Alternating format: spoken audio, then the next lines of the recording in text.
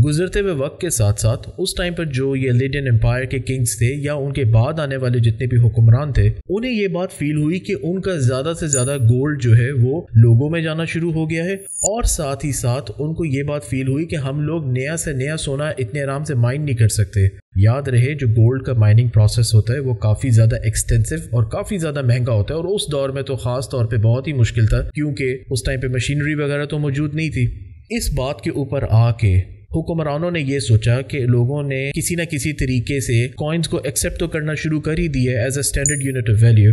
उन्होंने बगैर बताए लोगों को डिफरेंट मेटल्स को मिक्स करना शुरू कर दिया, जैसा कि निकल एंड ब्रॉन्ज। इस बात की वजह से उस टाइम पे जो अवामुन नास थी उन लोगों को इस चीज़ के बारे में बिल्कुल पता नहीं चला, और पहली बार हिस्ट्री में ऐसा हुआ कि गवर्नमेंट को इस चीज़ का अंदाज़ा हो गया कि लोगों को बेवकूफ़ बनाना इतना आसान है कि they actually created the illusion of money. कि ठीक है, वैसे ही मान लेंगे कि हाँ इसके अंदर 1 ग्राम सोना है, इस कॉइन के अंदर 2 ग्राम सोना है।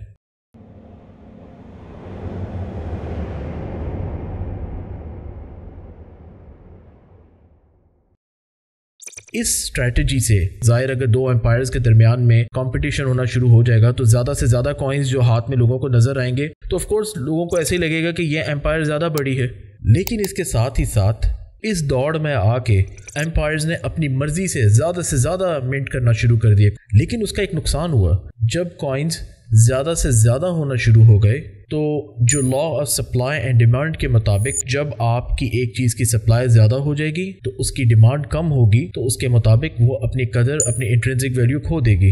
अब मसला ये था कि ज़्यादा से ज़्यादा लोग जो ट्रेडिंग कर रहे थे वो ज़्यादा से ज़्यादा कॉइन्स में ट्रेड करना शुरू हो गए, और उनके लिए इतने ज़्यादा कॉइन्स उनके पास थे कि एक जगह से दूसरी जगह पे जाना बहुत मुश्किल हो गया।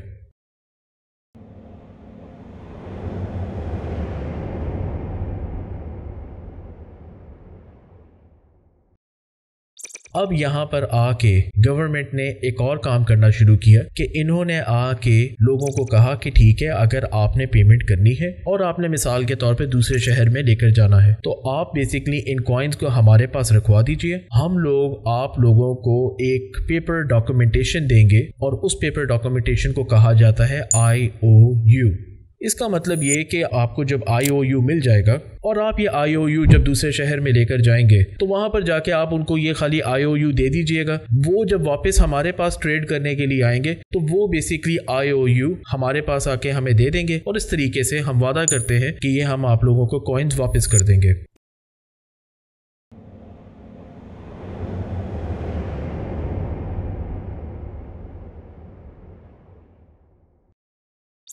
इस बात के ऊपर आके लोगों ने आहिस्ता आहिस्ता, अब जाहिर है पेपर को लेकर जाना ज़्यादा आसान था, आहिस्ता आहिस्ता लोगों ने पेपर्स के ऊपर डिपेंड करना शुरू कर दिया, and this actually created the concept of paper currency. और पहली बार ऐसा हुआ कि लोगों ने ज़्यादा से ज़्यादा पेपर करेंसी पे भरोसा करना शुरू कर दिया और पेपर करेंसी का निज़ाम जो है शुरू हो गया। जैसा कि आप लोग जानते हैं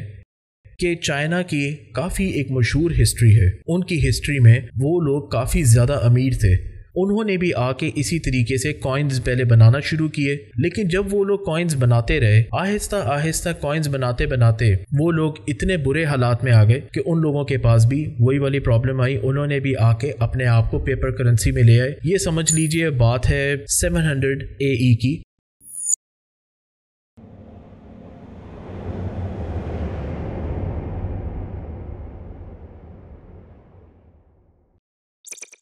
वैसे ये आपको बात जान के बहुत हैरानी होगी, युआन डायनेस्टी के कुबलाई खान ने आके अपनी ऑफिशियल करेंसी रिलीज कर दी। इसके बाद पेपर करेंसी इतनी मशहूर होना शुरू हो गई कि मार्को पोलो अपनी किताब में, जिसका नाम है the travels of Marco Polo, उस किताब में उस बंदे ने आके पूरा का पूरा एक्सप्लेन किया है इस बात को कि जब मैं चाइना में पहुंचा और मैंने दुनिया में बहुत सी जगहों पर ये करेंसी को इस्तेमाल होते हुए देखा, और जो मुहावरा हम लोग आम तौर पे अपनी आम जिंदगी में इस्तेमाल करते हैं कि क्या पैसे दरख्तों पे रुकते हैं, लिटरली कुबलाई खान ने दरख्तों की छालें थी, बार्क ऑफ द ट्रीज को इस्तेमाल करते हुए पेपर करेंसी के तौर पे लोगों को इस्तेमाल किए। और आप इस बात का अंदाजा लगाएं कि यहीं से आके पेपर करेंसी का निज़ाम शुरू हुआ है।